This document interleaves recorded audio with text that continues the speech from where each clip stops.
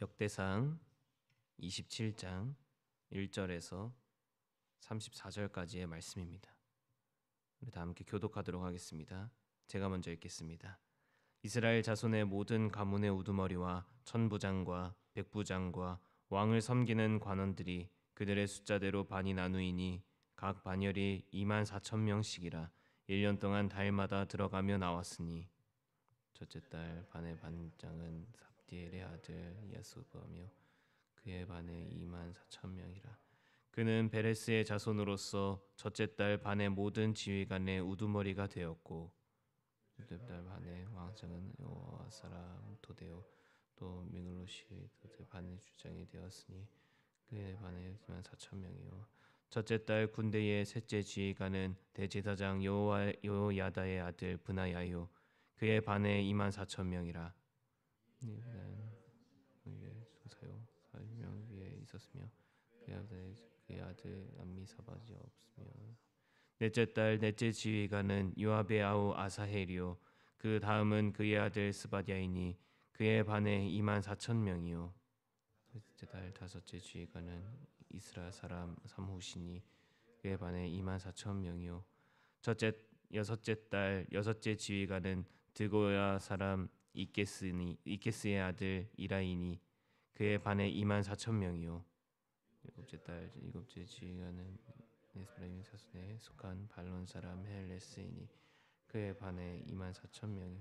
여덟째 달 여덟째 지휘관은 세라 족속 호사 사람 시브게이니 그의 반에 24,000명이요.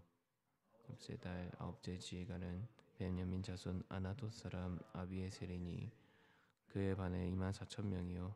열째 달 열째 지휘관은 세라 족속 느도바 사람 마하레이니 그의 반에 24,000명이요.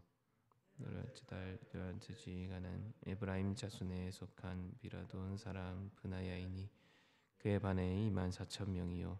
열두째 달 열두째 지휘관은 온니엘 자손에 속한 느보다 사람 헬데니 그 반에 24,000명이었더라.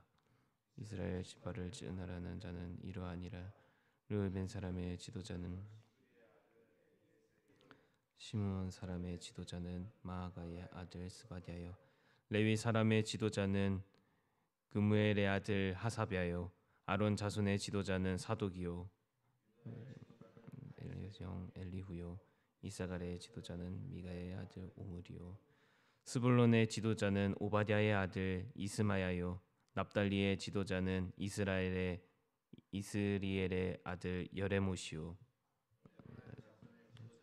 아사시아의 아들 호세아요. 므낫세 지파의 지도자는 브데아야의 아들 요엘이요. 길르앗에 있는 므낫세 반 지파의 지도자는 스가랴의 아들 이또요. 베냐민의 지도자는 아브넬의 아들 야시엘이요. 요한의 아들 아사렐이니 그들은 자손의 지휘관이었더라. 이스라엘 사람의 20세 이하의 수요는 다윗이 조사하지 아니하였으니 이는 여호와께서 전에 말씀하시기를 이스라엘 사람을 하늘의 별같이 많게 하리라 하셨습니다. 스루야의 아들 요압이 조사하기를 시작하고 끝내지도 못해서 그 일로 말미암아 진노가 이스라엘에게 임한지라. 그 수요를 다윗의 왕의 지록하지 아니하였더라. 아디엘의 아들 아스마웻은 왕의 곡간을 맡았고 우시아의 아들 요나단은 밭과 성읍과 마을과 망대의 곡간을 맡았고 그룹의 아들 스리그는 가드렸고 라마 사람 시므이는 포도원을 맡았고 스밤 사람 삽디는 포도원에 솟은 포도주 곡간을 맡았고 그들 사람 뽕나무를 맡았고 요아스는 기름 곡간을 맡았고 사론 사람 시드레는 사론에서 먹이는 솥대를 맡았고 아들레의 아들 사밧은 골짜기에 있는 솥대를 맡았고 이스마엘 사람 오빌은 낙타를 맡았고 메로노 사람 에드야는 나귀를 맡았고 하갈 사람 야시스는 양떼를 맡았으니 다윗 왕의 재산을 맡은 자들이 이러하였더라. 그새 숙부 요나단은 지혜가 있어서 모사가 되며 서기관도 되었고 학모니의 아들 여히엘은 왕자들의 수종자가 되었고 아히도엘은 왕의 모사가 되었고 아렉 사람 후세는 왕의 벗이 되었고 브나야의 아들 여호야다와 아비아달은 아히도엘의 뒤를 이었고 요압은 왕의 군대의 지휘관이 되었더라. 아멘. 다윗은 이전의 말씀에 이어서 이번엔 군대 조직과 관련된 행정 관리 체계를 세우기 시작합니다.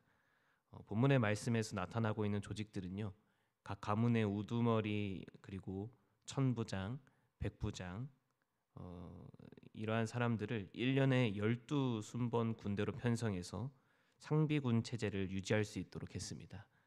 상비군은 평상시에도 해산하지 않고 비상 상태를 대비해서 계속 유지하는 군대 조직을 말합니다. 1절의 말씀인데요. 제가 읽겠습니다. 이스라엘 자손의 모든 가문의 우두머리와 천부장과 백부장과 왕을 섬기는 관원들이 그들의 숫자대로 반이 나누이니 각 반열이 24,000명씩이라 1년 동안 달마다 들어가며 나왔으니 아멘. 말씀을 보면은요. 24,000명씩 각 지파에서 선발해가지고 한 달씩 근무를 하는 방식으로 군사 조직이 운영된다고 이야기하고 있습니다. 이렇게 운영되어지는 방식은요, 어떤 백성의 군사적 부담을 최소화하면서 국가 안보를 유지하는 방식이었습니다.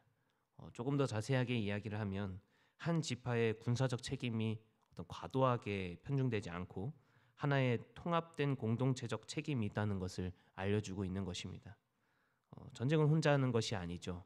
그래서 각 지파가 24,000명씩 한 달씩 돌아가면서 군사적 책임을 맡는 것이었습니다. 전쟁에 앞서서 갑옷과 무기를 무장하는 이유는요. 전쟁이라는 것은 혼자 싸워서 혼자 승리하는 것이 아니라 어떤 한 대형을 이루고 또 그 대형이 무너졌을 때는 또 다른 대형이 함께 하면서 어떤 한 나라의 군사적 승리로 나아가는 것입니다. 그래서 한 사람이 이 전신 갑주를 입는 것은 한 사람을 위한 것이 아니라 함께하고 있는 모두를 위해서라고 우리들은 이해하면서 전쟁을 볼 수 있어야 됩니다. 영적인 전쟁도 마찬가지죠. 우리가 영적 전쟁 가운데에서 승리할 수 있는 정말 중요한 요소는 한 사람이 어떤 주님 앞에서 뜨거워지는 것도 중요하겠지만 한 공동체가 그리스도와 함께 그 그리스도 안에서 함께 이겨나가는 것입니다. 그런데 오늘 본문에서 우리가 주의 깊게 봐야 하는 부분이 한 가지가 있는데요.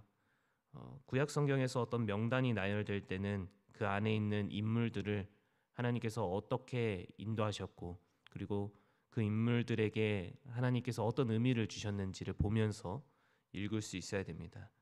그런데 24절에서 이렇게 이야기합니다.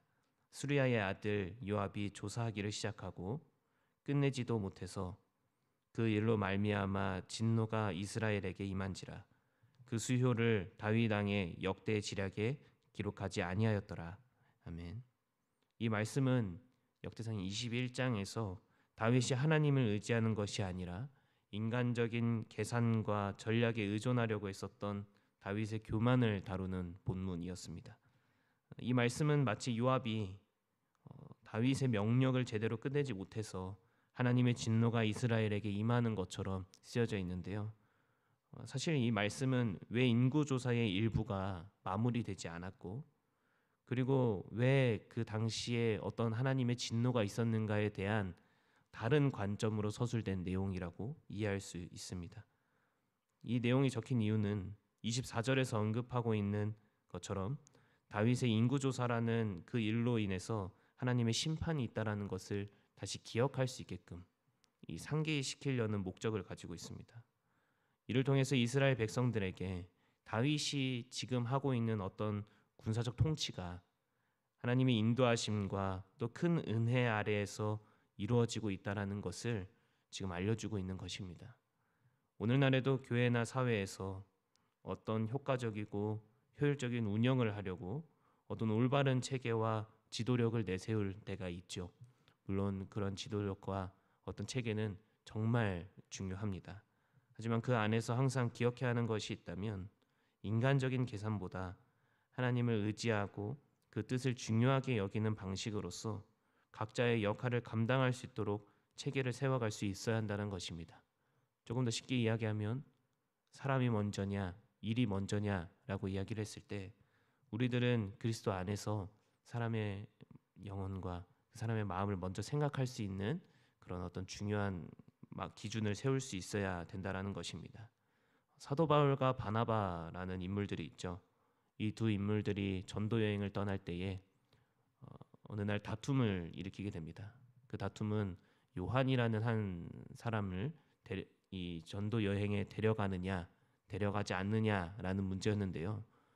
첫 번째 전도 여행 중에 이 요한이라는 사람은 바나바와 바울과 함께 전도 여행을 가는 도중에 그만두게 됩니다. 왜 그만두게 되었는가에 대해서는 많은 주장들이 있는데요. 그것은 넘어가고요. 그 일로 인해서 바울은 이 요한이라는 사람을 그 전도 여행에 데려가지 않아 하고 싶어하고, 바나바는 그럼에도 이 요한이라는 사람을 이 전도 여행에 데려가고 싶어합니다. 이 일로 인해서 바울과 바나바는 다툼이 있게 되고 결국에는 전도 여행에서 함께하지 않게 되죠. 그래서 바나바는 이 요한이라는 사람과 계속해서 적대적인 관계를 갖게 되었느냐? 그런 건 아니었습니다.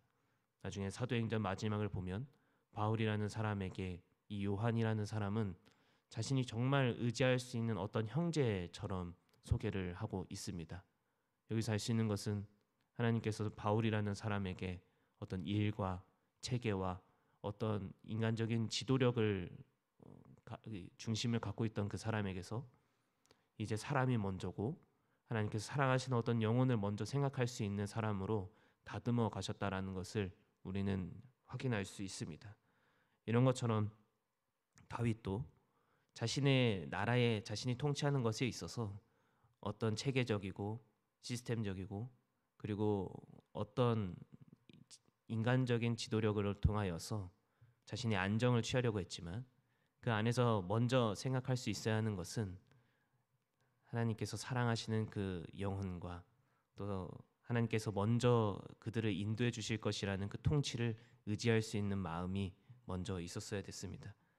그리고 다윗은 마치 자신이 그러한 일들이 있었다라는 것을 잊지 않고 다시 상기시키려고 하는 것처럼 이렇게 오늘 본문에 자신의 실수를 적어 놓았습니다. 오늘의 말씀은 다윗이 이스라엘을 온전히 세우고자 군사 체계와 경제 체계를 소개하는 말씀입니다. 여기서 알 수 있는 것은 두 가지가 있었는데요. 한 가지는 이스라엘 백성들의 눈앞에 있는 전쟁 앞에서 전신갑주를 입는 것은 혼자만의 승리를 위한 것이 아니라 각 지파, 하나님의 신앙 공동체가 함께 이겨내기 위함이라는 것입니다. 그리고 두 번째는 그 어떤 효과적인 운영과 체계에 대해서 우리가 언제나 먼저 기억해야 하는 것은 하나님이 선하게 이끄신다는 사실입니다. 우리가 우리의 삶을 계획할지라도 그 발걸음을 인도하시는 하나님을 먼저 의지할 수 있는 우리 모두가 되기를 소망합니다. 그래서 오늘 하루를 살아가실 때 신앙 공동체로서 하나님을 신뢰하며 자신의 역할을 온전히 감당하는 하루가 되기를 소망합니다. 기도하겠습니다. 하나님, 오늘 하루를 시작하면서 하나님을 신뢰할 수 있는 믿음을 주시옵소서. 그 어떤 것보다 우리를 선하게 이끄시는 하나님을 의지하며 살아가게 하시고 우리의 발걸음을 인도하시는 하나님을 섬기며 따라가는 오늘 하루에 간증이 있게 하여 주시옵소서. 예수님의 이름으로 기도드렸습니다. 아멘. 주신 말씀을 기억하면서 기도하기를 원합니다. 하나님, 오늘 하루도 전신갑주를 입고 하나님의 백성으로서 주님을 의지하며 신뢰하며 나아가는 오늘 하루가 되게 하여 주시옵소서. 내 생각으로 나의 모든 것을 결정하기 전에 언제나 먼저 하나님께서 우리를 나아갈 수 있는 힘을 주신다라는 것을 믿음으로써 나아갈 수 있도록 해달라고 기도하시고, 또 열방을 위하여서 기도합시다. 전쟁과 아픔이 있는 이 시대를 살아가는 모든 나라에 하나님의 진정한 평안이 가득할 수 있도록 도와주시옵소서. 우리 이렇게 기도하시고 각자 가지고 나오신 기도 제목으로 기도하며 나아가겠습니다. 우리 함께 기도하겠습니다.